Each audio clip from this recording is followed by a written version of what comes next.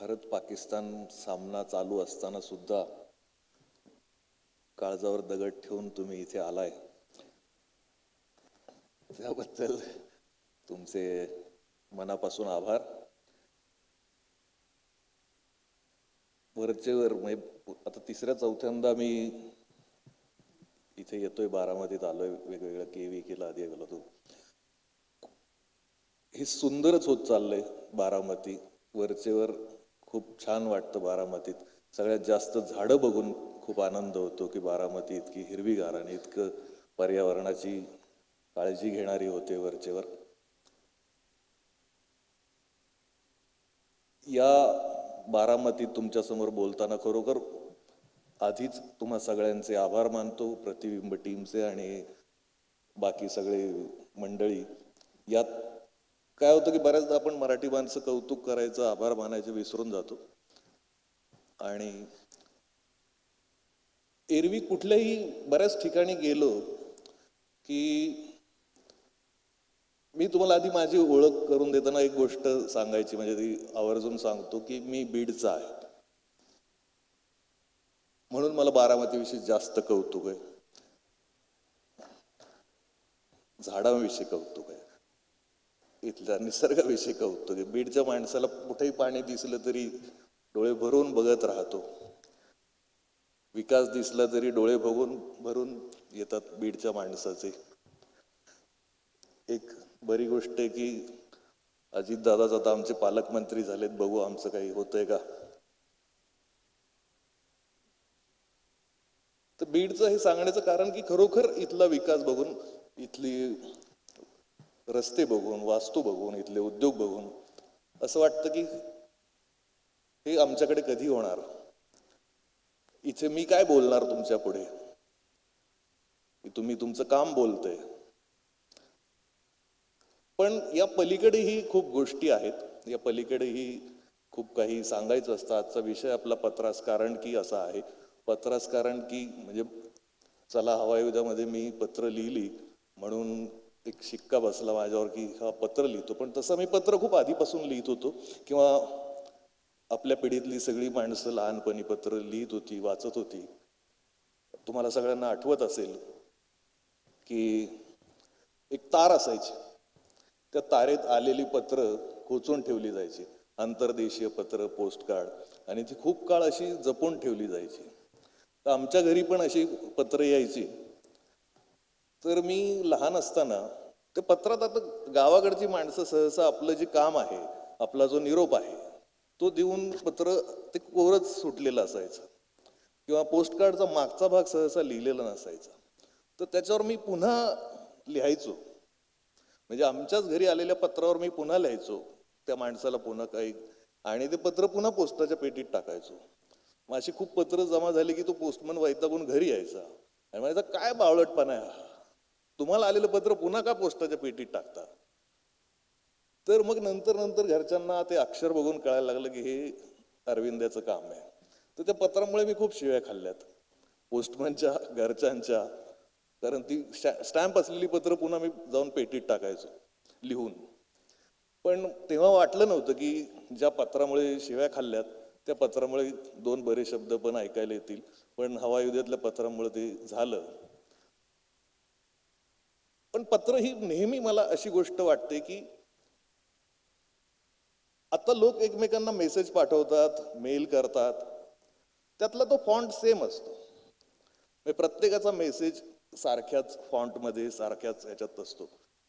पत्रात काय असायचं की आपण कोणाला तरी पत्र लिहायचो, म्हणजे मी मामाला पत्र लिहितोय, मावशीला पत्र लिहितोय, किंवा नवरा बायकोला पत्र लिहितोय, किंवा बायको नवऱ्याला पत्र लिहिते, तर त्यातलं अक्षर आहे ना तसं ठरायचं की तुम्ही पत्र किती मनापासून लिहिताय, कोणाला लिहिताय. मग ते जाणीवपूर्वक अक्षर सुंदर काढलं जायचं की आपल्या आजोबाला आपण पत्र लिहितोय, आजीला, तिला आनंद व्हावा, तिला माझं अक्षर चांगलं कळावं, किंवा सैन्यात नवरा असेल तर बायको त्याच्यात टिकली टाकायची अंतर्देशीय पत्रामध्ये, किंवा कुंकू असं चिमूटभर टाकायचे, नवऱ्याला पाठवायचे. अशा खूप गोष्टी त्या पत्रांमधून चालायच्या. पत्रांमधून खूप प्रेम प्रकरणं जमलेली होती, पत्रांमधून खूप मोठा इतिहास आपल्याला कळला. म्हणजे पत्रात अगदी 4-5 पुस्तकं तर वाचलीच पाहिजेत अशी आहेत. सगळ्यात महत्वाचं पत्राचं पुस्तक म्हणजे शिवाजी महाराजांची जी आज्ञापत्र आहेत. अजूनही आदर्श राज्यकारभार कसा करावा याच्यासाठीचं सर्वोत्तम पुस्तक आपल्या भाषेत आज्ञापत्र. त्यानंतर कवी अनिल आणि त्यांची बायको कुसुम यांनी एकमेकांना लिहिल्याचे पत्र लिहिली होती. ती पुस्तक आहे कुसुमानील. हे पण पत्राची अशी खूप, त्याच्यातून आपल्याला इतिहास कळतो, त्या काळात काय घडलं असेल ते कळतं, त्या काळातल्या मानसिकता लोकांची काय होती, एकमेकांना त्या दिवशी त्या काळात त्या महिन्यात त्यांनी काय पत्र लिहिलं ते आपल्याला लक्षात येतं. दहचा मा खरंच झाला होता की नाही ते आपल्या लक्षात येतं. हे सगळं पत्रातून होतं, पण मोबाईल मधल्या मेसेज मधून होत नाही.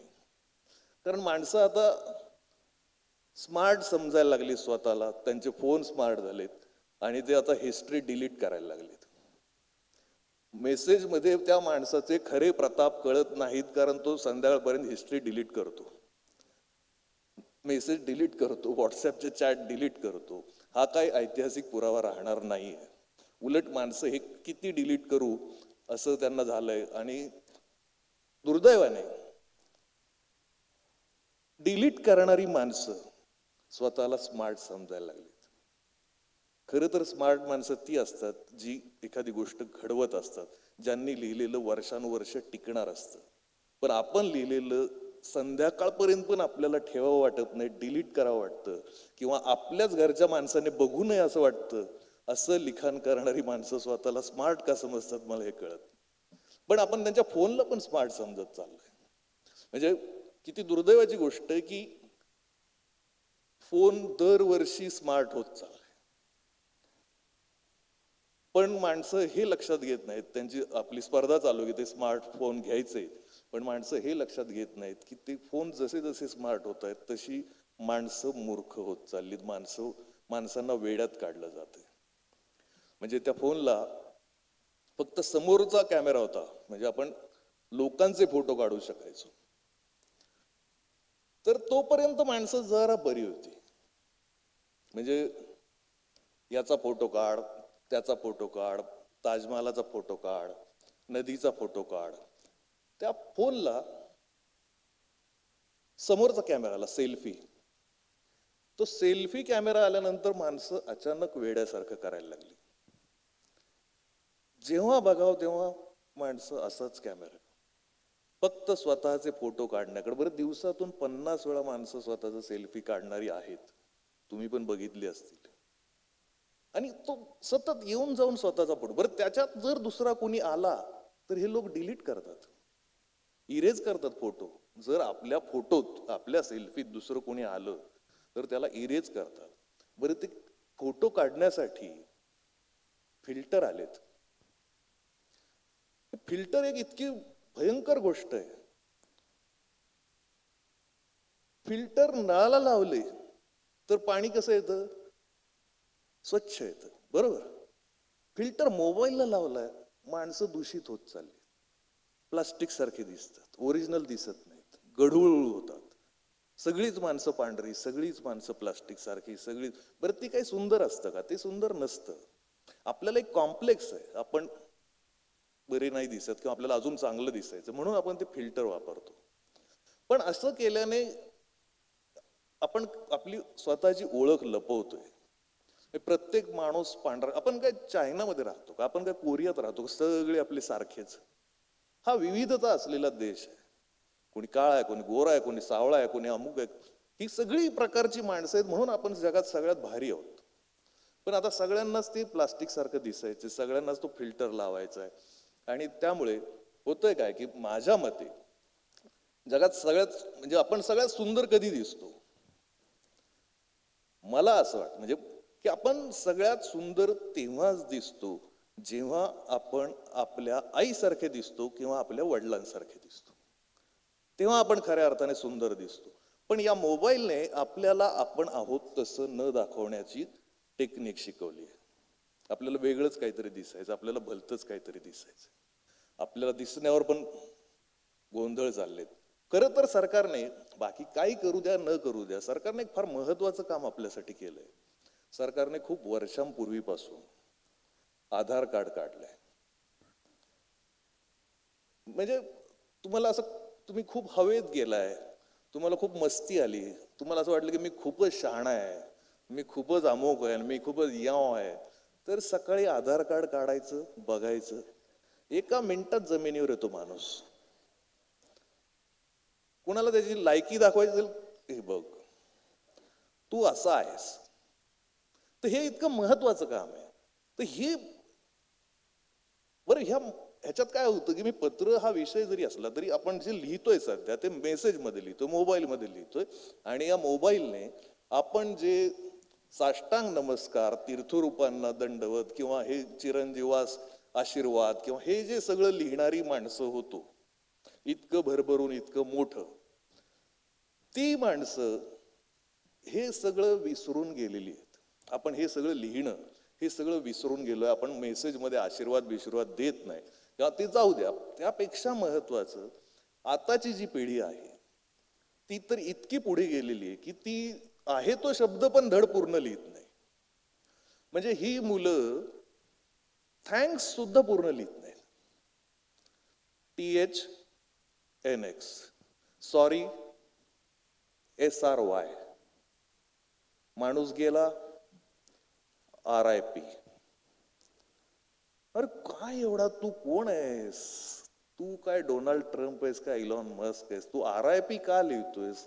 साधं लिही ना पूर्ण वाक्यात काहीतरी, नाहीतर लिहूच नकोस. हे शॉर्टकट कशासाठी?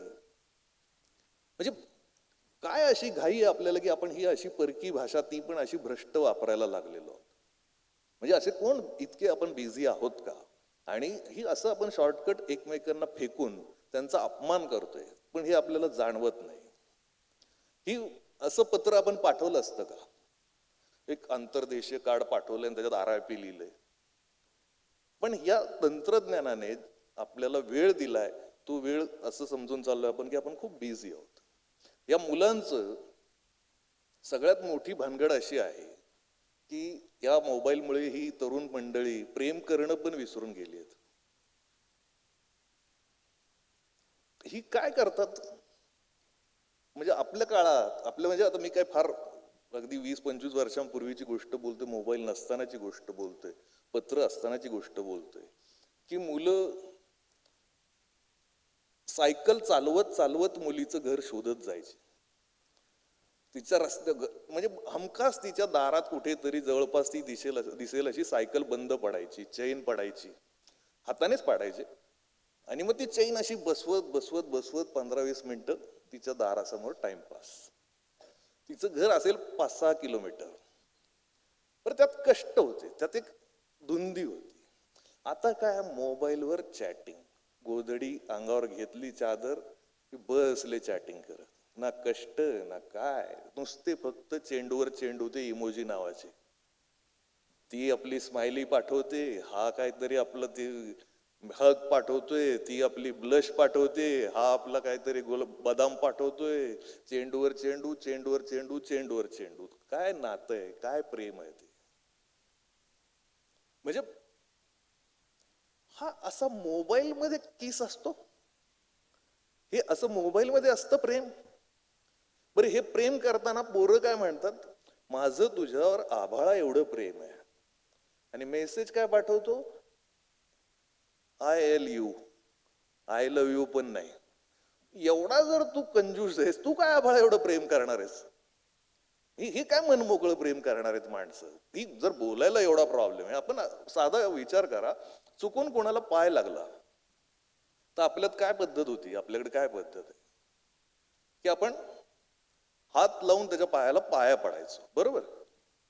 आताची पिढी, किंवा आताची पिढी म्हणण्यापेक्षा नंतर लोक काय करायला लागले, इंग्रजी आलेली माणसं काय करायला लागली, ती त्या माणसाकडे बघतात.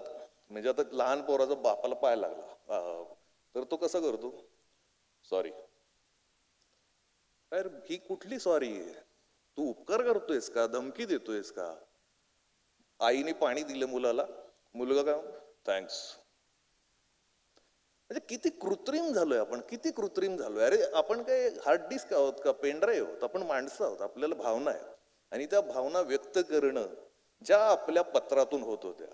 पत्रात म्हणजे गोष्ट कशी होती की ईमेलचं नोटिफिकेशन आल्यावर आपल्याला काहीच वाटत नाही, पण पोस्टमन जेव्हा दारात यायचा तेव्हा एक कुतूहल चाळवलेलं असायचं. पोस्टमन असा लांबून येताना दिसला तरी बऱ्याचदा गावात असं वाटायचं की कोणाचं पत्र असेल, काय लिहिलेलं असेल. आपल्या पिढीत एक सगळ्यात महत्वाची गोष्ट होती की उन्हाळ्यात मामाच्या गावाला जाताना मुलांना मामाच्या गावी काय असेल याचं सगळं चित्र मुली मनात रंगवायचे. म्हणजे मामाच्या गावी विहिरीला पाणी असेल का, नदीला पाणी असेल का, आंब्याला पाड लागला असेल का, अमुक असेल का, शेतात काय असेल. ही सगळ्या गोष्टी मुलं परीक्षेत सुद्धा डोक्यात त्यांच्या ते इमॅजिनेशन चालू असायचं. ती कल्पना शक्ती होती की तिथे काय असेल, तिथे काय पिकलं असेल, आंब्याची आडी लागली असेल का, अमुक तमुक. आणि आता थेट व्हिडिओ कॉल सुरू होतो. मग आम्हाला विचारलं जायचं की अमुक नदीला पाणी आहे ना, मग आम्ही इतक्या तारखेला बस स्टँडवर येतो, तू आम्हाला घ्यायला ये. मग ही बस एसटी ती सगळं एकत्र प्रवास तो मंडळी. आणि हे सगळं आता असं होतंय की व्हिडिओ कॉल लावतात, तिकडं काय चाललं आपल्याला दिसतं. ह्याच्यातून तुम्ही एक गोष्ट नोटीस करा की या पिढीची कल्पना शक्ती नष्ट करण्याकडे आपला प्रवास चाललाय. त्यांना इमॅजिन काहीच करावं लागत नाही, सगळं रेडीमेड आहे. कॉल हवे, एक बघा हे इथं असं असं आहे. मग सगळं जर दिसतंय, सगळं जर व्हिडिओ आहेत, सगळं जर अमुक आहे, इमॅजिन काय करणार तुम्ही? इमॅजिनेशनचं म्हणजे कल्पनाशक्तीचा काही संबंधच नाही, त्याच्यावर ताण देण्याचा काही प्रश्नच नाही. आपण पुस्तकं वाचत होतो, पुस्तकं वाचतो तेव्हा त्या पुस्तकात आपलं एक चित्र तयार होतं. पण जेव्हा आपण सिनेमा बघतो, OTT बघतो, तेव्हा ते चित्र तयार होत नाही, कारण ते चित्रच आपण बघत असतो. त्याच्यामुळे आपल्याला स्वतःला काही रंगवायला लागत नाही. ही फार भयंकर गोष्ट आहे. त्यामुळे या गोष्टीवर आपण खरं तर लक्ष दिलं पाहिजे. पत्रांचं बोलताना मला सगळ्यात महत्वाची गोष्ट वाटते की जेव्हा मोबाईलवर मेसेज येतो तेव्हा व्हायब्रेट होतं. ते बोलतात तोपर्यंत मी पाणी.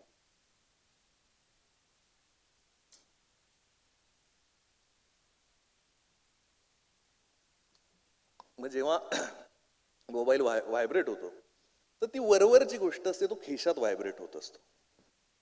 पण पत्र येतं तेव्हा ती कुठेतरी हृदयात कालवा झालेली असते, कुठेतरी आतून आपण हललेलो असतो, कुठेतरी आतून आपल्याला आनंद झालेला असतो. हा पत्रामधला आणि मेसेज मधला फरक आहे. पण या फरकाला आता आपण काही करू शकत नाही, कारण तंत्रज्ञान तेवढं पुढे गेलेलं आहे. आणि या सगळ्या गोष्टींमधून मला असं वाटतं की ही जी तांत्रिक गोष्ट आहे ही या समोरच्या पिढीला, आपल्या काळात कार्यकर्ते होते, म्हणजे तो राष्ट्रीय स्वयंसेवक संघ असेल, राष्ट्र सेवा दल असेल, शेकाप असेल, ह्यात एक कार्यकर्ते असायचे, निष्ठावान कार्यकर्ते असायचे. वर्षानुवर्ष ते त्याच झेंड्याचं काम करायचे, त्याच पक्षाचं काम करायचे, तीच विचारसरणी. घरातले लोक म्हणायचे काय मिळालं तुम्हाला? बऱ्याच लोकांना तर आयुष्यात साधा झेंडूच्या फुलांचा हार सुद्धा मिळाला नाही, साधं फूल सुद्धा त्यांना कोणी दिलेलं नाही. तरी त्यांनी 25-25 वर्ष, 50-50 वर्ष आपल्या आपल्या पक्षाचं, दलाचं, संघटनेचं काम केलं. पण तो काळ गेला आणि कार्यकर्ते संपत गेले.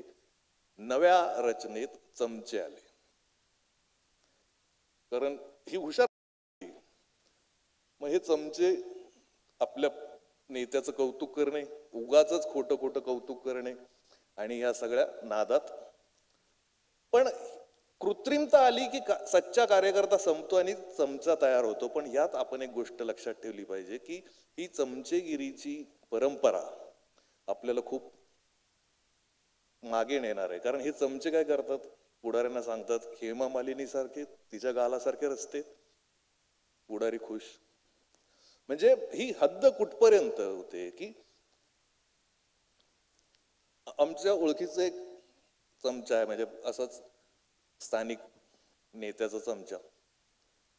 तो एकदा मला काय म्हणाला, मी म्हणजे साधा सुद्धा नाही, आमच्या साहेबाचा माझ्यावर एवढा जीव आहे, मी एवढा खास आहे आमच्या साहेबाचा की मी मळून देत नाही तोवर आमचे साहेब तंबाखू सुद्धा खात नाहीत. तर ह्याला ह्याच्या आईबापांनी ह्याच्यासाठी जन्माला घातलंय, तंबाखू मळायला साहेबाची नवस केले असतील, आणि हा काय करतोय.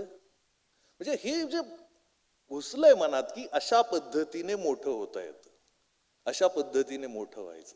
म्हणजे या चमच्यांची मी कायम गोष्ट सांगतो, मी नेहमी सांगत असतो की चमच्याचं काय तत्वज्ञान असतं की ताटातलं वाटीत जो गुलाबजाम असतो तो आपण चमच्याने घेतो, तेव्हा चमच्याला काय वाटतं, गुलाबजाम माझा आहे. पण तो वाटीतला गुलाबजाम खाणाऱ्याच्या ओठांपर्यंत नेणं एवढंच चमच्याचं काम असतं. खाणारा नेहमी वेगळा असतो, पण चमचा तेवढ्या प्रवासात इतका खुश असतो, अरे वा. पण चमच्याच्या नशिबात काय असतं, चमचा फक्त खरकटा होत असतो. खाणारा तोंड पुसून मोकळा होतो, त्याला तर हात धुवायची गरज पडत नाही. चमचा खरकटा. चमच्याची सगळ्यात मोठी अडचण काय, आता आपण सगळी लग्नात बघतो, जुन्या लग्नांमध्ये तर होती, अजूनही चालू आहे काही लग्नांमध्ये प्रथा, म्हणजे आहेर जो असतो, आपल्याकडे आहेर दिला जातो. म्हणजे कोणी पिंप देतं, पूर्वी बंब द्यायचे, कोणी घागरी देतं, आता ते हंडे कळशा, बरोबर, हंडे देतात, डबे देतात, मग जग, मग तांब्या, वाटी, बरोबर. या सगळ्या गोष्टी, ग्लास, या सगळ्या गोष्टीवर नाव टाकायची पद्धत होती, हो की नाही, की अमक्या अमक्यातर्फे ची सौका हिला सप्रेम भेट. मग तो ग्लास असू द्या, घागर असू द्या, कळशी असू द्या, हंडा असू द्या, वाटीवर सुद्धा नाव असायचं, बरोबर. ची सौका हिला सप्रेम भेट. तुम्ही कधी चमच्यावर नाव बघितले? इतकी फालतू गोष्ट असते, इतकी फालतू, म्हणजे हरवला तरी कोणी विचारत नाही. चमच्यांनी हे नेहमी लक्षात ठेवावं, आपण हरवलो तरी आपल्याला कोणी शोधायला येत नाही. आपण कुठे आहोत, आपण कुणाच्या ताटात आहोत हे सुद्धा कुणी बघत नाही. लोकांचं दुसऱ्याच्या ताटात लक्ष जातं, ते पुलाव आहे का, वाटीकडे लक्ष जातं, त्याला बासुंदी वाढली का, कुणाच्या ताटातल्या चमच्याकडे कुणी बघत नाही, लक्षात ठेवा. आणि या पलीकडं सगळ्यात महत्वाचं असतं, माणसाचे बरे दिवस आले म्हणजे त्याचं ताट वाटी सोबत चमचा पण त्याच्या जेवणात आला, बरोबर. आपण काही युरोपियन लोक नाहीत, आपण फार नंतर आला चमचा. तर 4 पैसे आले की माणसाकडं चमच्याने खायची सवय लागते, त्याच्या वाटीत चमचे यायला लागतात. पण त्या माणसाच्या खाण्याचा आवाज कमी असतो. आवाज कोण करतं? चमचा. खातंय कोण? वेगळंच. आवाज कोण करतो? चमचा. म्हणजे ही जी चमच्याची मनोवृत्ती असते, उगाच बोंबलत राहतं. मग हे चमचे ते आता बऱ्याच काळापासून आले. तुम्ही आता एक आणखी एक गोष्ट बघा, पत्रांसारखं, म्हणजे आता लिहिण्याच्या विषयावरून तुम्हाला सांगतो. फार पूर्वी म्हणजे काही वर्षांपूर्वी, आता थिएटरचा असेल, शाळेचा असेल, कॉलेजचा असेल, सरकारी ऑफिसचा असेल, शौचालय असतं, बरोबर, कॉमन शौचालय. या कॉमन शौचालयात दारावर नाही तर भिंतीवर काहीतरी लिहून ठेवलेलं असायचं, काहीतरी फालतू लिखाण, काहीतरी कुणाचा तरी नंबर लिही, काहीतरी वाक्य लिही, काही काढून ठेव, असे लिहिणारे खूप लोक होते. टॉयलेटच्या भिंतीवर आणि दारावर फालतू लिखाण करणारे खूप लोक होते. खूप लिहून, बस स्टँडच्या टॉयलेटमध्ये तर असणारच असणार. तुम्हाला आता प्रश्न पडलाय का की अशात ते दिसत नाही, फार खरोखर दिसत नाही, अशा टॉयलेटमध्ये लिहिलेलं फार दिसत नाही. ही फालतू लिखाण करणारे लोक आता दिसत नाहीत. मला एक जण म्हणला, आता पेनच नसतो ना लोकांकडं.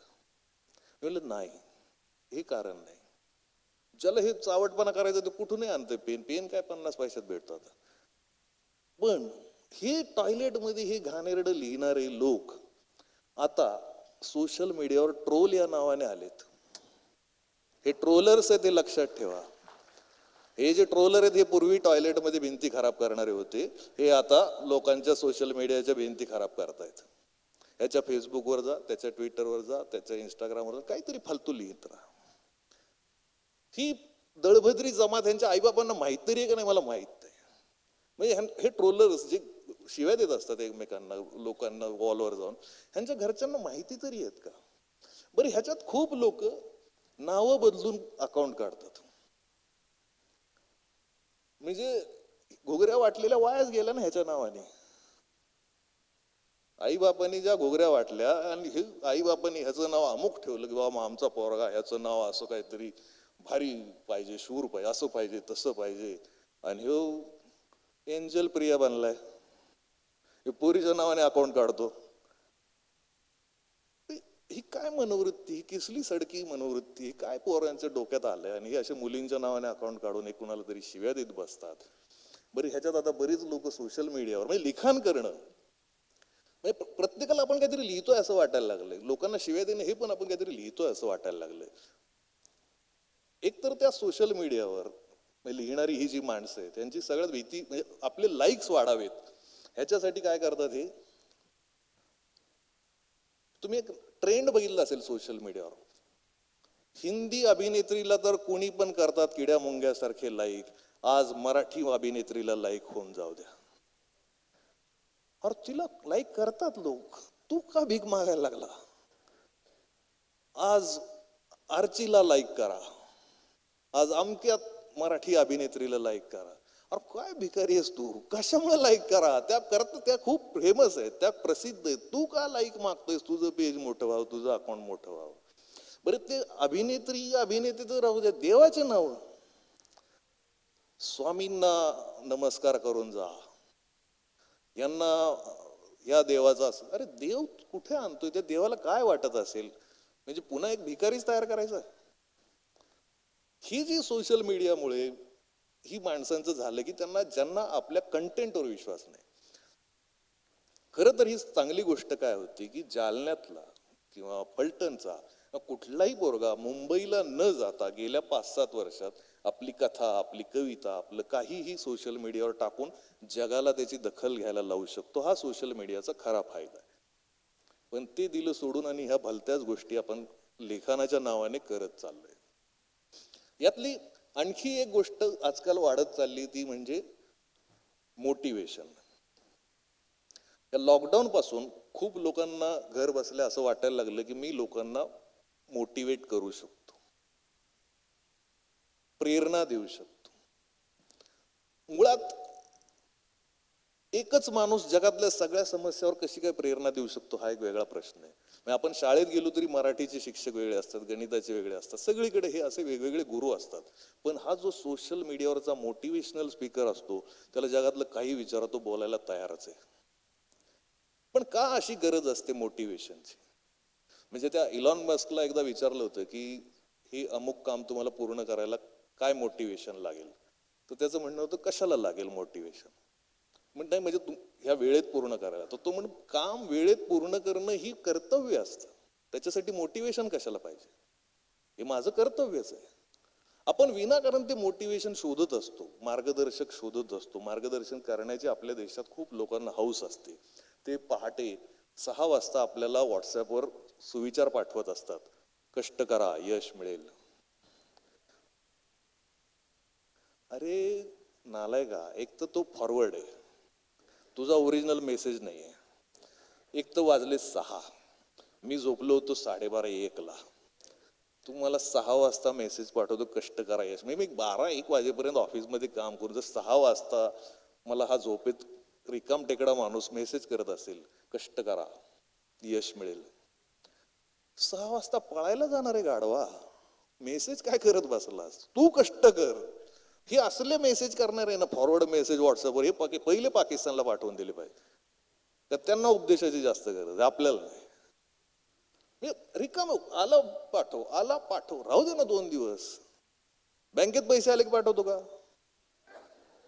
फुकटचे मेसेज लगे ढकल, लगे ढकल. म्हणजे अर्थसंकल्पावर मग दे पाठवून. याच्या खिशात महिन्याच्या शेवटी 50 रुपये राहत नाहीत आणि भाषण अर्थसंकल्पावर देतो. म्हणजे कुणी कशावर बोलावं ह्याला काही लिमिट राहिलं नाही, मार्गदर्शनच मार्गदर्शन चाललंय. म्हणजे त्याच्या संदर्भात मी गोष्ट सांगतो तुम्हाला की एका माणसाकडे गोठ्यात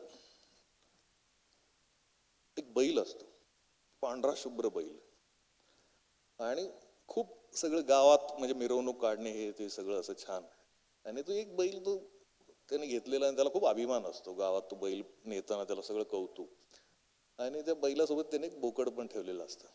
तो बैल असाच गावात एका मिरवणुकीत असं पळवत असताना बैल पडतो आणि त्याचा पाय मुरगळतो आणि तो बैल काय चालू शकत नाही. तर तो गोठ्यात बैल सांभाळणं म्हणजे त्या माणसाला नंतर नंतर जीवावर यायला लागतं. खूप डॉक्टरला दाखवतो, बैल काय नीट होत नाही, पायावर उभा राहत नाही. त्या माणसाला वाईट वाटतं आणि तो माणूस त्या डॉक्टरला शेवटी म्हणतो की आता मला काही झेपणार नाही, मी ह्याला इंजेक्शन देऊन विषय संपवून टाकतो बैलाचा. हे ते बोकड ऐकतं. बोकड म्हणजे आपलं मोटिवेशनल मार्गदर्शक जमातीचं ते बोकड सकाळपासून बैलाला सुरू करतं, कष्ट कर, यश मिळेल, पायावर उभा राहू शकतोस, जिद्द ठेव. बैल दुर्लक्ष करतो, पण सकाळ दुपार संध्याकाळ मार्गदर्शक ऐकतच नाहीत, सुरूच आहेत, कष्ट कर. कोण सांगते? बोकड. कुणाला सांगतोय? बैलाला. उभा राहू शकतोस. त्या बैलाला खूप त्रास व्हायला लागतो. ते बैल म्हणतो मेलं तरी चालेल, पण ह्याचं मार्गदर्शन नको. बोकडाने बैलाला शिकव म्हणजे किती फ्रस्ट्रेशन असेल. बैल म्हणतो मेलो तरी झालेला आता, आणि ते बैल असं पूर्ण प्रयत्न करतो. दुसऱ्या दिवशी बैल उभा राहतो. मरू दे म्हणतो, पाय तुटला तरी चालेल, पण ह्याचं ऐकण्यापेक्षा उभा राहतो.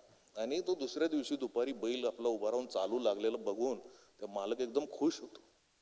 मालक म्हणतो अरे वा, आपलं उभं राहिला बाबा बैल, आता मजाच मजा. आणि तो म्हणतो, मित्राला फोन करतो, म्हणतो आपला बैल ठणठणीत झाला, बिना पैशाचा चालायला लागला, आज तुला पार्टी देतो संध्याकाळी, आज बोकड कापायचा. काय भावात पडलं मार्गदर्शन. म्हणजे कुणी कोणत्या विषयावर बोलावं, कोणत्या विषयावर मार्गदर्शन करावं, याला काही लिमिट असते का नाही. म्हणजे उठसूट कुणी कुणालाही शिकवायचं ही, पण हे दुर्दैवाने आपल्या देशात आपलीकडे खूप होत चाललंय. म्हणजे आपल्यात खूप लोकांचे स्वभाव तर असे असतात. म्हणजे एका गावात एक बाई असते, ती शेतातून चाललेली असते, सासू आपली ती घरी. तिला एक बाई येताना दिसते परत, म्हणजे त्या घराच्या दिशेने आली असं तिला लक्षात येतं. ती म्हणते का, कुठे गेली होती? ती म्हणते तुमच्याच घरी गेली होती मावशी. का ग? ती म्हणते काय नाही, ताक पाहिजे होतं ग्लासभर. अच्छा अच्छा अच्छा, मग नाही, तुमची सून म्हणली नाही ताक. सासूला प्रचंड राग येतो. माझी सून ताक नाही म्हणली? म्हणजे हो नाही म्हणली. असं कसं नाही म्हणली ती? तुम्हाला का नाही विचारला? तुम्ही घरी नव्हता. बरं तू चल माझ्या बरोबर. काय माझी सून आहे, काय तिचं मन आहे, ताक नाही ग्लासभर. ते दोघी तारा पाहिजे. आता अशा वेळेस दोन बायका ज्या शिव्या देतील सोनेला त्या रस्त्यात पूर्ण चालू आहेत. घर येतं, सासू तिला म्हणते थांब. त्या बाईला ती बाहेर थांबवते. सासू आत जाते. 5 मिनिट होतात की बाहेरच येत नाही. 5-7 मिनिटांनी 10 मिनिटांनी ही आवाज देते, तेव्हा सासू बाहेर येते. अहो म्हणते काय झालं ताकाचं? तुम्ही म्हणला होता चल, मी आले, तुम्ही तर बाहेरच येईनात. ती म्हणजे तू थांब ग, आमचं चार चालू आहे. काय चालू आहे? आमचं भांडण चालू आहे. कशाचं भांडण चालू आहे? ताकावरून. अहो द्यायचं का नाही सांगा. अगं देणार कुठून, ताकच नाही ना. सासू म्हणते घरात ताकच नाही. तुम्हाला माहित होतं, तुम्ही मला इथं कशाला घेऊन आल्या? ती म्हणते तसं नाही, सासू कोण आहे? मी. नाही कोणी म्हणायचं? सून कशी काय नाही म्हणते? तिला काय संस्कार आहेत का नाही? म्हणजे फक्त नाही म्हणण्यासाठी ती तिला तिथं घेऊन गेली. म्हणजे काँग्रेसनी नाही म्हणायचं का बीजेपीनी नाही म्हणायचं, असं आपण नेहमीच बघतो. तसं हे चाललेलं आहे. म्हणजे दानत ही गोष्ट तुम्ही बघा, आपल्याकडे खूप अशा गोष्टी आहेत की जिथून आपण दान देऊ शकतो, देणग्या देऊ शकतो, पण आपल्याकडे ते होत नाही. आपल्याला तो स्वभाव आपला खूप वाढवावा लागेल की सामाजिक कार्यासाठी, मुलांसाठी, शिक्षणासाठी आपल्याला खूप मोठ्या प्रमाणात मदत करण्याचा स्वभाव आपल्याला वाढवावा लागणार आहे. कारण आपल्याकडे ती ती वृत्ती खूप कमी आहे अजूनपर्यंत. म्हणजे साधं तुम्ही मंदिरांची तुम्हाला गोष्ट सांगतो की एक असं मंदिरांचा किस्सा आहे, जोक, की एका गावात मोठं मंदिर बांधायचं असतं. खूप वादविवाद चाललेले असतात. त्याच्यामुळे असं ठरतं की आपण कॉन्ट्रॅक्ट देऊ बाहेरच्या लोकांना. गावातलं ती सरपंच आणि यांची भांडणं, त्याच्यामुळे आपण काय करू, बाहेरच्या लोकांना कॉन्ट्रॅक्ट देऊ. त्यांना ते ठरवतील मंदिर कसं बांधायचं. आपलं एकमत होत नाही ना. मग अशी कमिटी बाहेरच्या बोलवतात लोक. 3 वेगवेगळ्या कमिट्या येतात. पहिली कमिटी म्हणते की आमची फार पद्धत सोपी आहे. आम्ही ज्या पद्धतीचं मंदिर बांधतो, तो मंदिर असं समोर असेल, त्याच्या समोर आम्ही फक्त दक्षिणेवरून वाद असतात ना, तर समोर एक असं सर्कल बनवतो, वर्तुळ बनवतो. आणि लोकांनी काय करायचं, 5 फुटावरून त्या वर्तुळात दान टाकायचं, दक्षिणा टाकायची. तर मग कमिटीवर तर ते लोक म्हणतात की जे त्या वर्तुळात पडेल ते देवाचं, मंदिराचं, आणि जे वर्तुळाच्या बाहेर पडेल 5 फुटावरून फेकल्यावर ते आमचं. म्हणजे नोटा तर बाहेरच पडणार. 5 फुटावरून फेकल्यावर चिल्लरच जाऊ शकते तिथपर्यंत. म्हणजे सगळे ह्यांचंच. तर ते कमिटी म्हणते नाही नाही, असलं प्रकार नाही चालणार, देवाचं जरा नीट प्रामाणिकपणे करा, प्रामाणिकपणे काम झालं पाहिजे. दुसरे लोक म्हणतात, दुसरी कमिटी येतात की आम्ही तसलं वर्तुळ बिरतुळ बनवत, गोल बिल करा आणि हे करा, तसलं काय नाही, आम्ही एक रेष मारणार, विषय संपवणार. मग त्या रेषेचं काय करणार? रेषेच्या पलीकडे जे पडल ते देवाचं, रेषेच्या अलीकडे जे असेल ते आमचं. पुन्हा 5 फुटावर. म्हणजे पुन्हा नोटा ह्यांच्या, चिल्लर देवाला. नाही नाही म्हणतो तुम्ही तेच ना, फक्त वर्तुळाचं फक्त आडवी रेष केली, तेच आहे तुमचं खेळ. तिसरे येतात, त्यांना म्हणतात तुम्ही आता ती वर्तुळ रेष करायचं नाही, मंदिर वेगळं. तेव्हा आम्ही वर्तुळ पण करणार नाही, रेष पण करणार नाही. अरे वा वा वा, तुम्ही जरा देवाची माणसं दिसतात, धार्मिक माणसं दिसतात, मग तुम्ही कसं मंदिराचं काय करणार व्यवस्थापन? ते म्हणतात हे बघ, आम्ही लोकांना सांगणार तुम्ही डायरेक्ट देवाकडेच पैसा फेकायचा. म्हणजे वर फेकायचा. देवाला वाटेल तेवढा देव घेईल, खाली पडला तेव्हा आम्ही घेऊ. म्हणजे कोणीच, सगळ्यांचं प्लॅनिंग ठरलेलं आहे, खायची पद्धत वेगळी आहे. म्हणजे ही असं जर होत राहिलं तर त्या देवाला काय वाटेल? म्हणजे ही कुठेतरी आपण, म्हणजे अशी कितीतरी चांगली देवळ आहेत, अशी कितीतरी धार्मिक कामं चांगली होतात, पण ही जी वृत्ती जर शिरत गेली तर ती खूप अवघड होणार आहे. म्हणून आपण आपल्याला त्या अध्यात्माचा नीट विचार करावा लागेल. आपल्याला ज्ञानेश्वर, तुकाराम ही एवढी मोठी माणसं होऊन गेलेली आहेत की त्यांच्यासारखं मराठी कविता अजून लोकांना लिहिता आलेली नाही. म्हणजे तुकाराम एवढा स्पष्ट वक्तेपणा अजून आपल्याला दाखवता येत नाही. म्हणजे त्यांनी काय राहिले की त्यांनी सांगायचं बाकी आहे. म्हणजे ही सगळी माणसं एवढं मोठं सांगून गेलीत. यातून फक्त आपण, मला असं वाटतं की शिकण्यासारख्या गोष्टी खूप देशांमधून अशा आहेत की मला खूप लोक असं म्हणतात की आता गल्लीत गोंधळ दिल्लीत मुजरा जेव्हा मी लिहिला तेव्हा लोक म्हणले की तुम्ही एवढं कसं राजकारणाचं तुमचं? म्हणजे मी बीडचं आहे, आमच्याकडं पाणी नाही, आमच्याकडं उद्योग नाहीत, रेल्वे नाही, ट्रान्सपोर्टेशन नीट नाही, मग आमच्याकडे उरतं काय?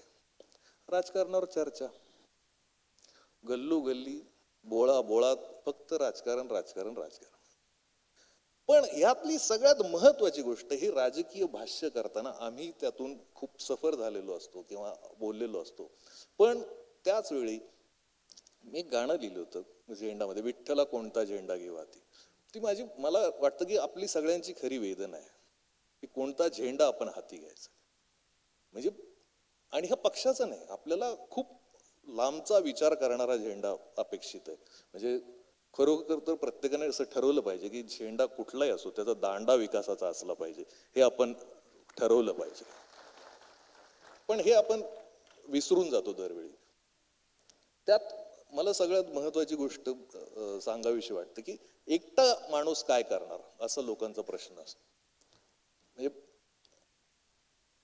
हवा उद्या हा कॉमेडी कार्यक्रम होता, त्यात मी गंभीर पत्र लिहायला सुरुवात केली, तर तेव्हा ते एकाकी पण होतं. पण मला माझ्या भागातल्या समस्या मांडायच्या होत्या, मला एक माध्यम मिळालं, व्यासपीठ मिळालं, तर मी काहीही करण्यापेक्षा माझा भाग, मुलींच्या समस्या असतील, पाण्याच्या समस्या असतील, दुष्काळ असेल किंवा अमुक असेल, हे सगळं मांडणं माझं काम होतं. ऊसतोड कामगारांची, तर ते मी मांडता आलं मला तिथे. कारण आपण एकटे असलो तरी आपण खूप काही देऊ शकतो. म्हणजे खूप लोकांना समाजसेवा करायची असते, तर त्यांना प्रश्न पडतो की मी काय करू. काय नाही, एखाद्या शेताच्या बाजूला जाऊन उभं राहा आणि ते शेतकऱ्याने तुम्हाला सांगितलं की ही 20 रुपये किलो ज्वारी, तर त्याला तुम्ही 22 रुपये द्या. खूप मोठी सेवा आहे. त्याला आपण खूप मन भरून येईल त्याचं, की तुम्ही त्याच्या शेतात जाऊन काहीतरी घेतलं. एक अभित सुरती नावाचा मुंबईत लेखक आहेत, मीरा रोडला राहतात. ते फक्त शनिवार रविवार एक सामाजिक काम करतात. खूप मोठ्या सोसायटीज असतात मुंबईत, तर त्या सोसायटीत ते शनिवारी जातात परवानगी घेऊन आणि भेटतात चेअरमनला की मी उद्या तुमच्या सोसायटीत येणार आहे आणि मला परवानगी द्या. आणि प्रत्येक घरात जायची परवानगी. मग ते रविवारी प्रत्येक घरात जातात. लोक घरीच असतात रविवारी. त्या घरात जाऊन अभित सुरती नळ चेक करतात, बेसिनचा, टॉयलेटचा, बाथरूमचा. आणि तुम्हाला विश्वास बसणार नाही, 70% घरात नळांना लिकेज असतं. तर ह्या नळांमधून लाखो लिटर पाणी वाया जात असतं. तर हा माणूस रविवारी एक सोसायटी, त्या सोसायटीत प्लंबरला घेऊन जातो सोबत आणि ते सगळे नळ रिपेअर करतो. आता हे खूप मोठं काम आहे. या माणसाचा अमिताभने सत्कार केला होता, अमिताभ बच्चननी, की करोडो लिटर एखाद्या धरणा म्हणजे छोटं तळं याच्यापेक्षा जास्त पाणी त्या एकट्या माणसाच्या प्रयत्नामुळे वाचलेलं आहे. ते एकटा माणूस काय करू शकत नाही. तैवानच्या एका गावातलं उदाहरण आहे. तिथलं गाव ते सगळं तोडून टाकणार होते, कारण जुनं झालं होतं, वाडे जुने होते, अमुक होतं. पण आता किती जुनं झालं कसं असलं तरी माणसाचा जीव असतो. तिथल्या लोकांना खूप वाटलं की अरे आता हे तोडून कसं टाकणार, सरकारला काय असं गंमत वाटली का तोडून, आम्ही जाणार. पण पुनर्वसन होईल, पण त्या गावातला जीव. आणि सुंदर गाव, निसर्ग संपन्न गाव, पण आता ते तोडायचं. जुने वाडे, लोक आपले चर्चा करायचे रात्र रात्र, कोणी शिव्या द्यायचे, कोणी अमुक करू म्हणायचे. त्या गावात एक म्हातारा होता. त्यांनी सकाळी तो घरातून निघाला, घरातलं त्याचं जुनं कलरचं सामान होतं, ब्रश वगैरे, आणि कलर घेतला आणि भिंती रंगवायला सुरुवात केली. आणि गेली रोज तो रंगवायचा. लोक बघायचे, याला वेळ लागले, आता चित्र काढत बसले, सगळं तोडणार आहे, हा शहाणा इथं चित्र काढत बसलाय. त्यांनी चित्र काढली, सगळ्या भिंती रंगवल्या. अख्ख्या गावात हळूहळू लोक, पहिले 4 लोक जमवायचे, हसायचे. 5-7 दिवसानंतर खूप गर्दी व्हायला लागली ती बघायला. हळूहळू सगळ्या माध्यमामध्ये यायला लागलं आणि आज ते गाव, रंगीबेरंगी गाव, चित्रांचं गाव बघायला जगभरातून लोक त्या देशात जातात. ते गाव बघतात. त्या गावाचा रेव्हेन्यू कोट्यवधी रुपये. हे एका माणसाने केलं. एक माणूस काय करू शकत नाही, ही गोष्ट मला, ही माणसं खऱ्या अर्थाने प्रेरणादायी आहेत. म्हणजे तुमच्या गावात पाणी असतील, झाडं असतील, तर तुमचं गाव तीर्थक्षेत्रच आहे आणि ते एक सरपंच करू शकतो. पण आपण ते एका माणसावर कधी विश्वास ठेवत नाही. म्हणजे आपल्याकडे सगळ्यात महत्वाचं म्हणजे मला ती एक युद्धाची गोष्ट त्या बाईची आठवते, की सिनेमातली गोष्ट आहे. शत्रू सैन्य असं जवळ आलेलं आहे आणि हे छोटंसं गाव आहे आणि डोंगरावर दिसतंय की सैनिक जमा झाले शत्रूचे. आणि त्या गावात म्हातारी एक, तर ती सगळी माणसं, त्यांना लक्षात आलं की आता आपण काही यांना फाईट करू शकत नाही, आपण गाव सोडून पळून जावं. ती म्हातारी काय ऐकायला तयार नसते. लोक तिला ओढत न्यायला लागतात, पण ती म्हणते नाही, मी नाही पाळणार. ती म्हातारी तशीच थांबते. सगळं गाव पळून जातं. शत्रू असा समोर आहे, उद्या सकाळी तो अटॅक करणार आहे. गाव पसार झालंय सगळं घेऊन. ती म्हातारी घरातून दिवा आणते, स्वतःच्या दारात लावते. असे गावात बरेच घरोघर दिवे शोधते, दारोदार लावू लागते. हळूहळू वरून जे डोंगरावरून शत्रूचं सैन्य आहे ते बघतंय खाली. 1 दिवा लागलाय, 2 दिवे लागले, 4 दिवे लागले, 10 दिवे लागले. त्यांचा समज होतो की गावात लोक आहेत, आत्ताच अटॅक करण्यात अर्थ नाही. बघता बघता 100-1 दिवे लागल्यावर त्यांच्या लक्षात येतं गावात लोक प्रतिकार करणार आहेत, गावात अजूनही लोक आहेत, ते पळणार. असं ती बाई दिवसेंदिवस 10 दिवस महिनाभर करत राहते, एकटी बाई. त्यांना आभास शत्रूला की हे लपून बसलेले आहेत आणि आपण जर चुकून या गावात शिरलो तर सगळे एकत्र मिळून हल्ला करणार आहेत, हा भास निर्माण करण्यात ती बाई यशस्वी होती. एवढ्या सैन्याला घाबरवण्यात यशस्वी होती. अशी एका बाईची गोष्ट आहे. आपल्या ह्या गोष्टींमध्ये सगळ्यात शेवटची गोष्ट म्हणजे असंच युद्ध चालू असतं गावात. युरोपात सतत अशी रात्री विमानाने तर सगळा काळोख, आणि त्या काळोखात त्या छोट्याशा गावात युरोपातल्या एका छोट्याशा कारखान्यात बॉम्ब बनवले जात असतात. इकडे मुली, तरुण, इकडे माणसं, आणि हे म्हणजे म्हातारी माणसं, तरुण माणसं तर युद्धातच असतात. सगळे बसलेले आहेत, बॉम्बच्या वाती जुळवत आहेत, बॉम्ब तयार करतायत. आणि त्यांचा मॅनेजर बघतोय, राऊंड मारतोय. त्याचं मॅनेजरचं त्या मुलीकडे लक्ष जातं. त्या मुलीचं कामात लक्ष नसतं, कारण तिचा प्रियकर युद्धात गेलेला असतो, तो सीमेवर असतो, लढत असतो. तिला सतत त्याची काळजी असते.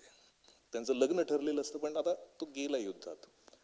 ती सतत त्याचा विचार करते आणि ते बॉम्ब बनवता बनवता ती वाती घालायचं विसरून जाते. त्या मॅनेजरच्या लक्षात येतो. तो बघतो की 2-4 बॉम्ब मध्ये वातीच घातलेल्या नाहीत.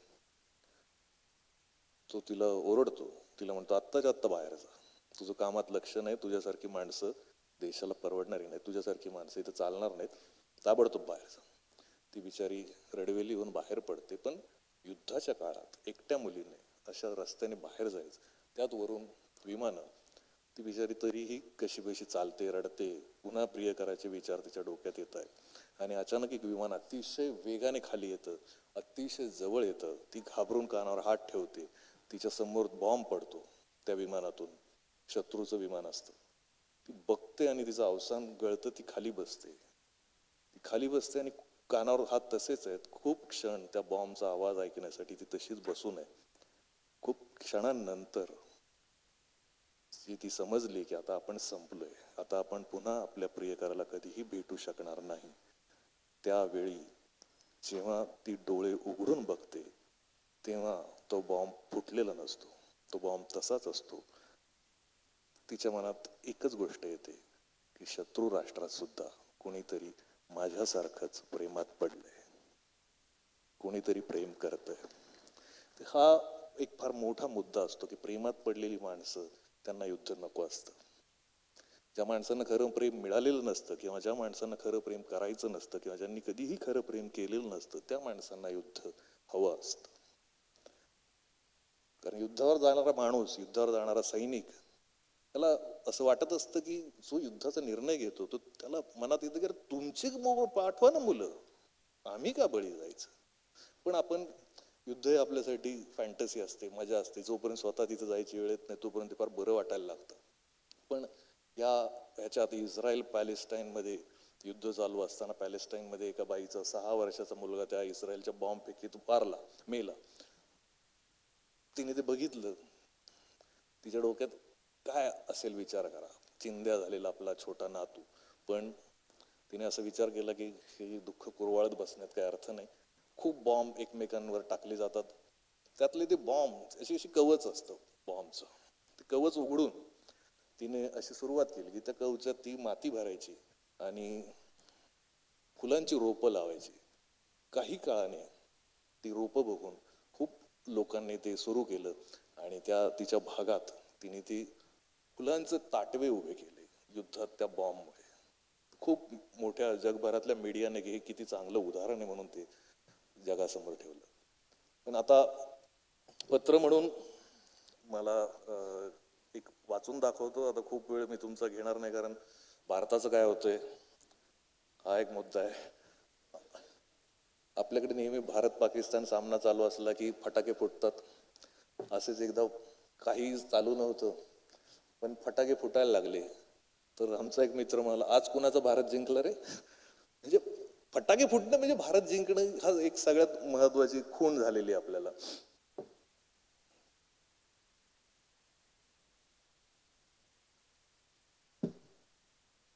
इथे खूप महिला मंडळी आहेत, पण इथे खूप पुरुष आहेत. खास पुरुषांनी ऐकण्यासारखं महिलांचं एक मनोगत मी लिहिण्याचा प्रयत्न केलाय. प्रत्येक नवऱ्याला जो जेवायला बसतो पण ताट वाटी न घेता, जो महिनोन महिने स्वयंपाकघरात डोकावलेलाही नसतो किंवा डोकावला असेल तर अजून किती वेळ आहे हे विचारायला.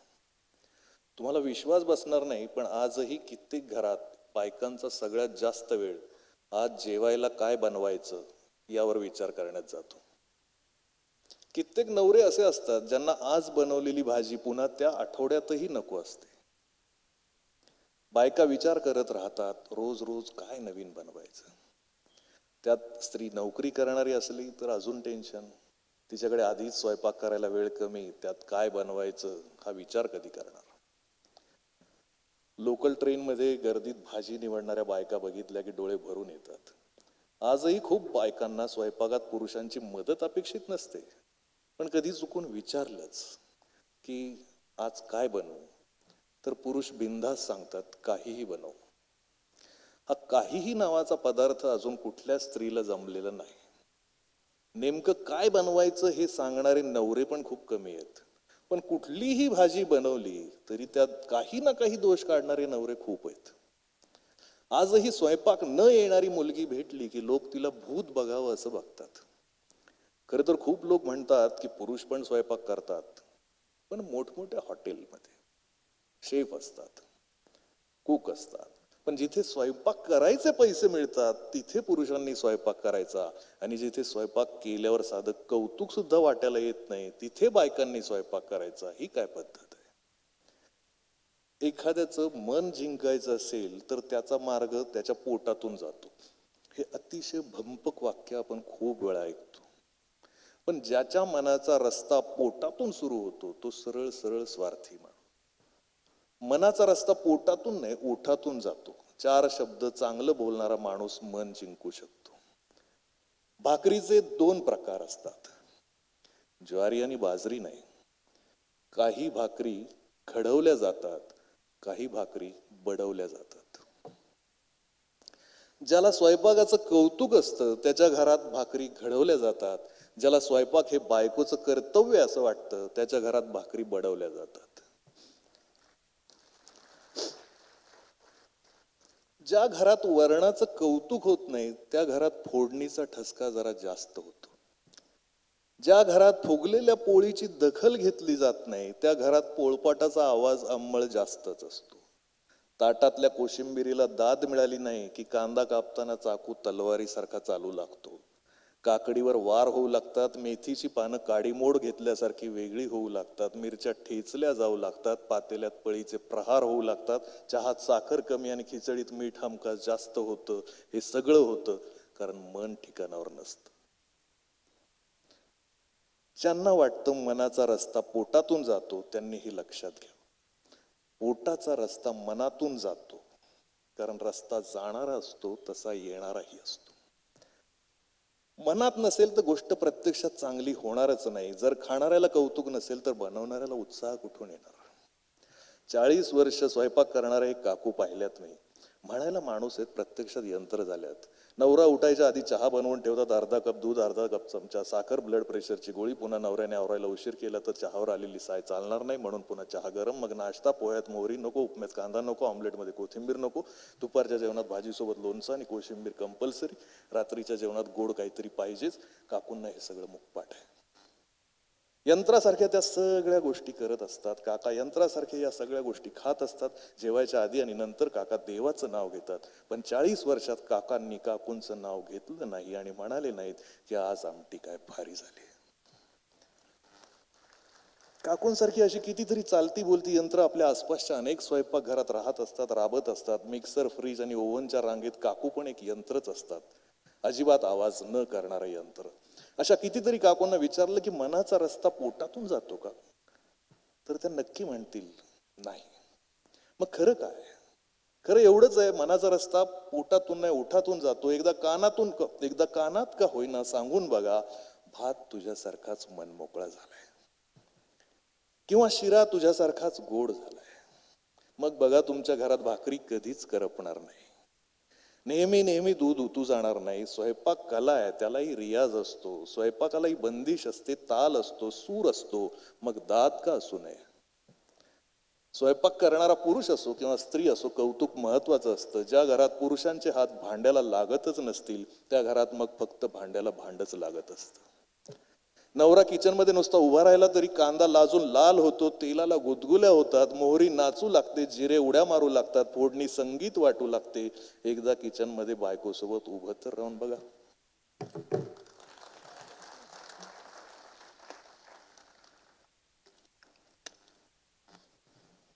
बराच वेळ तुमचा घेतला, पण खूप बरं वाटलं. मी खूप शांतपणे ऐकून घेतलं. खूप अशी माणसं असली, असे रसिक असले की खूप बोलायला, मनसोक्त बोलायला आवडतं. आणि पुन्हा कधीतरी नक्कीच भेटू. फक्त एकच सांगतो की जाता जाता अजूनही आपल्या देशात खऱ्या अर्थाने लोकशाही समृद्ध व्हायची आहे, होत नाही. कारण प्रत्येक नवऱ्यांचं पण, आता तुम्ही बायकांचं सगळं झालं, नवऱ्यांचं पण काहीतरी ऐकाल, नवऱ्यांची जरा बाजू ऐका. मी प्रत्येक नवऱ्याच्या वतीने सांगतो की नवऱ्याने कितीही आनंदात, कितीही बायकोसाठी कष्ट म्हणून, किती बायकोला सरप्राईज म्हणून, किती बायकोला आज चकितच करून टाकतो म्हणून कोथिंबीर आणली तरी बायकोला आवडत नाही. बायको म्हणते काय त्या काड्या, अर्धी तर काळीच झाली, सुकलीच आहे ती कोथिंबीर. ह्याच्यापेक्षा खूप मोठं मन करून संध्याकाळी ऑफिस मधून येताना मेथीची गड्डी आणली तरी बायकोला आवडत नाही. तुम्हाला फसवलं, तुम्हाला कोणीही फसवतं. ही काय मेथी आहे, ह्याच्यात तर गवतच आहे. बरं, बायकांना एक असं खूप वाटतं, नवरा किती डाकू असला तरी बाईला वाटतं की आपल्या नवऱ्याला कोणी फसवतं. असं नाही, खूप डेंजर आहे तो. असं नसतं. पासवर्ड आहे का तुम्हाला मोबाईलचा माहिती? कोणी पुरुष साधा नसतो, मी सांगतो ना.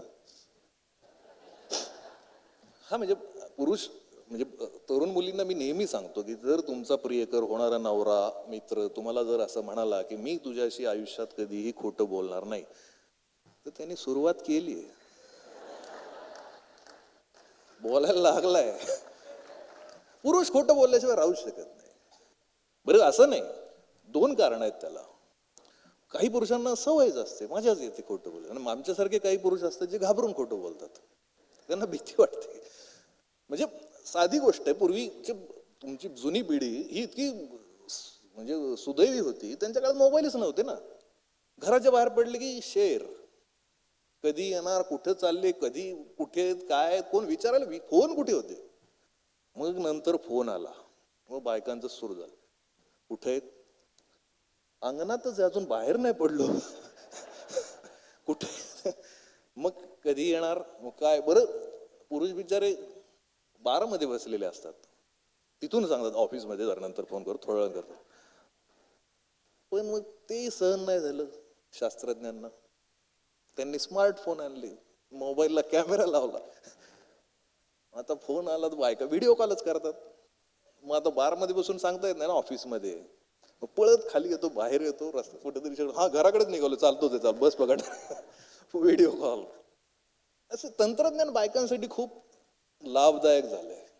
युपीआय आलं, बायकांकडे पैसे, म्हणजे त्यांचा स्वतःचा व्यवहार सुरू झाला. बिल भरणे, ह्याव करणे, बायकांचे पैसे. नाही तर पिठाच्या डब्यातले पैसे त्या नोटबंदीने काढून घेतले. फार वाईट वाटतं की म्हणजे इतके जपून ठेवलेले पैसे ना सासऱ्याला सापडले, ना सासूला सापडले, नवऱ्याला तर पत्ता लागला नाही. भाई और बहिणोंनी एका रात्रीत, ठीक आहे काहीतरी होईल अजून. पण या तंत्रज्ञानात ज्या बायका आपल्या नवऱ्याला कोथिंबीर आणता येत नाही म्हणतात, मेथी आणता येत नाही म्हणतात, आणि मग निवडणूक येते, मतदानाचा दिवस येतो, आणि मग जेवण बिवणं झाले की बायको विषय काढते, कोणाला मत टाकू. तुम्ही पदवीधर आहात, मी शिकलाय. अजूनही 50% बायका घरातल्या पुरुषांना विचारतात कुणाला मतदान करायचं. कशा महिला निवडून येतील, कशा महिलांचं प्रतिनिधित्व वाढेल त्या संसदेत, विधानसभेत, कशी महिला मुख्यमंत्री होईल. जर नवऱ्यालाच विचारून मतदान होणार असेल तर कृपया असं करू नका. कृपया तुमचा राजकीय निर्णय जोपर्यंत महिला घेत नाहीत तोपर्यंत आपली लोकशाही समृद्ध होणार नाही. यातलंच एक शेवटचं उदाहरण सांगून की खूप महिलांचा मुद्दा असतो, आमच्यासारख्या पुरुषांना हे कळत नाही खूप काळ, की समजा आता पहिला पाऊस पडणार आहे तर एक साधारण गावाकडची असो शहरातली असो त्या स्त्रीला पाऊस हा खूप आवडती गोष्ट असते. त्यात पहिला पावसाचे थेंब पडायला लागले, ती खिडकीतून किचनच्या बघते किंवा घर आवरताना बघते, पावसाचे थेंब पडतायत, रविवारी तिला असं वाटतं नवराही सुट्टीवर आहे, नवरा पाऊस पडायला लागले मग ती जाते हॉलमध्ये जाते, हा सोफ्यावर लोळत पडलाय, रविवारचा टीव्हीवर मॅच चालू आहे, जुनी मॅच, हा पुन्हा बघतोय आणि विराट कोहलीने काय करायला पाहिजे हा सोफ्यावर लोळत विचार करतोय. म्हणजे विराट कोहली रोज व्यायाम करतो तरी त्याला काही करता येईना, तू सोफ्यावर लोळत बसून कसं सांगणार आहे त्याला काय करायला पाहिजे. तर हे चाललंय आणि त्यात त्या बाईला अहो पाऊस पडतोय, पहिला पाऊस, तिच्या डोक्यात की ह्याच्यासोबत कुठेतरी बाईकवर बसून किंवा चालत पावसात भिजावं, चक्कर मारून यावी, पावसात फिरून यावं. हा पाऊस पडतोय, बळेच तो रिमोट बाजूला ठेवून तो खिडकीकडे जातो, पडदा उघडतो, बर ही याची पावसाची रिॲक्शन. मग तो पुन्हा सोफ्यावर बसतो, हिच्या डोक्यात की आता बाईकची चावी काढेल, चल बरं एक राऊंड मारून येऊ वगैरे, असं हे स्वप्न पिक्चर रंगवलेला आहे. आणि हा पुन्हा सोफ्यावर बसतो, मस्त पाऊस पडतोय ग, छान भजी कर बर. सगळं स्वप्न तरी ती नाही म्हणत नाही. किचन मध्ये जाते, कढई ठेवते, तेल गरम करू लागते, पीठ मळू लागते, पण तिच्या मनात येतं आज कांद्याला बेसन लावण्यापेक्षा ह्यालाच बेसन लावून टाकू का कढईत, असं होत असेल ना. अशी स्वप्न जर तुटली, अशी स्वप्न जर तर असं होत असेल. पण आपल्या देशातल्या बायकांचे उपकार पुरुषांनी कधी विसरू नये. आपल्याकडे एक अतिशय चुकीची म्हण आहे की बायकांच्या पोटात काही राहत नाही. बायकांच्या पोटात खूप गोष्टी राहतात, म्हणून संसार सुरळीत चालू आहेत. जर बायकांनी मनात येईल ते सांगायला सुरुवात केली नवऱ्याला तर डोकं आपटून भिंतीवर. पण हीच अर्थात दुहेरी बाजू असते, दोघांकडून हे चालू असतं. संसारावर बोलण्या एवढा मी काही तुमच्या एवढा अनुभवी नाही, मोठा नाही वयाने, पण खूप बरं वाटलं तुम्ही हे सगळं ऐकून घेतलं. बारामतीत जसं शहरा बघून आनंद झाला, झाडं बघून आनंद झाला, तशी ही माणसं बघूनही मनापासून आनंद झाला. धन्यवाद. पुन्हा एकदा भेटूया.